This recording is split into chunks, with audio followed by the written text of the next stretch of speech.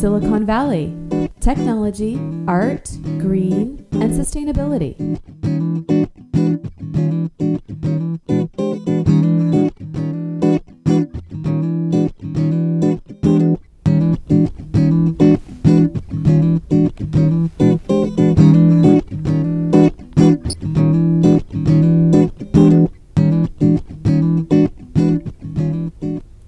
Hi, welcome to Silicon Valley Tech, Art, Green, and Sustainability.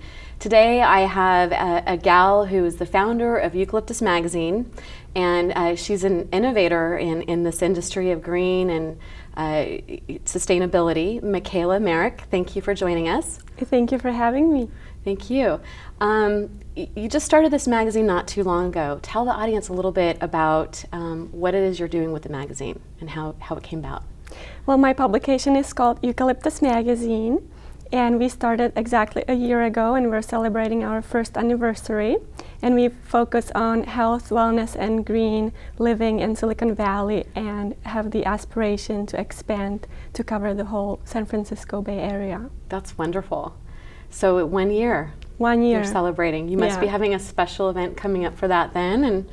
And you know, your magazine covers a plethora of things then. So healthcare, green. Has there been stories that you've mostly covered this year? Has it been mostly around green or healthcare, or has it pretty much been even with all of those? I think that we cover quite a few subjects, and we try to be very even with what we do. So we do have articles on health, wellness, exercise, food, sustainability, green business, and my goal is to promote sustainability and green living to the public, and I hope that we can inspire them to take action by maybe doing simple little things every day that can make a difference, because I feel that we all need a little inspiration in our lives. For sure. And you have your current issue here, which if you want to hold it up for the audience. Yes. We love the cover of this one, Shaping or Spring Shape Up. And you want to hold it up so they can maybe get a good shot of that. That's a great cover. And I know people are going, when can he train us? Actually, yeah, that's the most popular question is, can I get a phone number for that guy? And the answer is no, you can't. So, as I mentioned to you, we really focus on health and wellness, and we just want to educate people. Having a print publication is just one of the things that we're doing.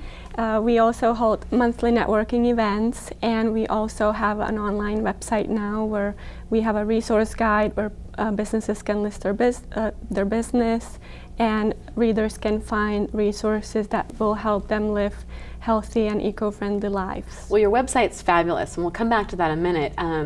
Your background is not publishing, right? It's new to you? And I had just assumed that your background was publishing and journalism because it's a great magazine. Tell us a little bit about your background. My background has mostly been in sales, and I am a type of person who just gets an idea and then jumps in and does it. And so that's exactly how I started Eucalyptus. I saw that there is an opportunity in the green and sustainability area, and I know that no one else is covering it in depth, and I know that people are interested in it and they want to engage, and so that's where the idea came from. And then I jumped in and did it, and I was very lucky that I found the right people who can help me put an excellent product on the market. Well, it is a good product. So a little bit more on the history of the magazine and how you started doing this. It was an idea, and then how did you go about starting it? Did you look for other people that were writers, or did you look for sponsors and underwriters? I mean, how did that all, the very beginning of it, come about? Well, I do have a little bit of a publishing background. I used to publish a magazine through a large corporation, and I was the local publisher in this area, and that's where I really got the idea of starting my own. And then I just created a business plan, and I've connected with the right people that I knew from the industry, and through other referrals and so on, and we started from scratch. And one of my original helpers, I should say, was Kyle Chesser of Hands On Studios, and yeah. he does a really great job and has a good And design he's a photographer. eye, and he's a photographer. So that's where the idea was really born, is in his studio. And you know, many businesses start in a garage, and we didn't do that. We started in his studio, and then we grew from there. And at some point, we moved to Los Gatos, and we have offices in Los Gatos now. And we're really trying to embrace the local community and do business with local green businesses and do our part in being green. So I know we have a couple photos of some of your stuff. So let's pull up a couple of those photos now. Sounds great. And here we go. So this one here. This one is our January issue. This was related to green weddings, and we had a lot of fun with it. And our mission was to really promote the green wedding idea, that weddings don't have to be wasteful and generate a lot of trash. And so we did that theme. And this is Nestle Down, isn't it? I think This I guessed was in that. Nestle Down, yes. Nestle Down is the location. I've actually not been there, but had a couple friends that had weddings, and I was out of town that time, and you can kind of recognize that it's a Santa Cruz Mountains, kind of neat redwoods. And Yes, it's a special location. And so your business partner took that photo probably. Actually, yes, this was a regular wedding that he had done several years ago, and then we happened to use the photos. Not all photo shoots are staged by us. Some photos get supplied, and we get to pick and choose what we're going to be using. So maybe we can pull up another photo now. I know there's about maybe 9 photos, and here's the next. Yes, this issue is from February of this year. This was dedicated to coffee and chocolates. It's making me hungry. And you know, again, the idea was to promote local business.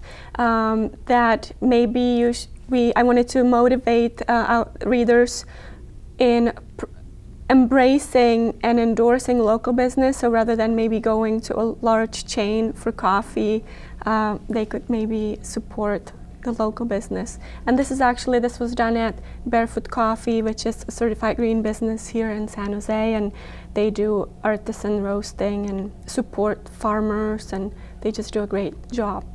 Well, that's great. The chocolate looks amazing. Yes, the chocolate is good. So some food, some wedding, there's a little mixture there, you got a little health care. What are some of the other topics that you've covered, and is there a favorite that you've covered in the last year, or is there one that you're working on now that's a favorite?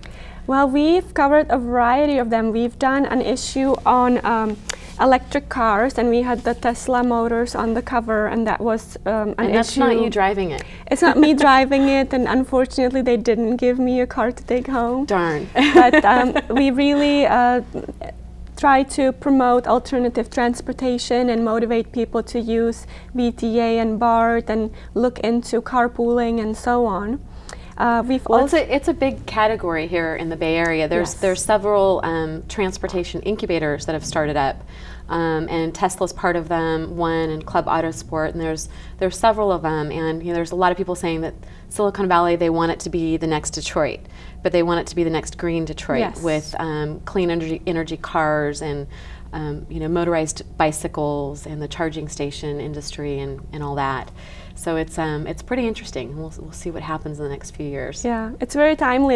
In fact, this week in the Business Journal, there's an article on a new company starting out of the Santa Cruz area of producing electric motorcycles. And so there's always so much to talk about that I sometimes don't even know what we should be featuring, because it's just amazing. There's so much to cover, right? Yeah. I mean, we never have a shortage of topics to cover for the show.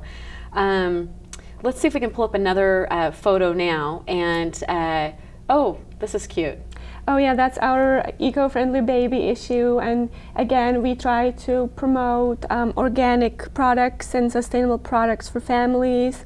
Also talk about maybe reducing the sustainability or increasing your sustainability by reducing your diaper use and maybe using cloth diapers and so on. Isn't that funny, the old way of the diapers that you would wash instead of the disposable? Yeah.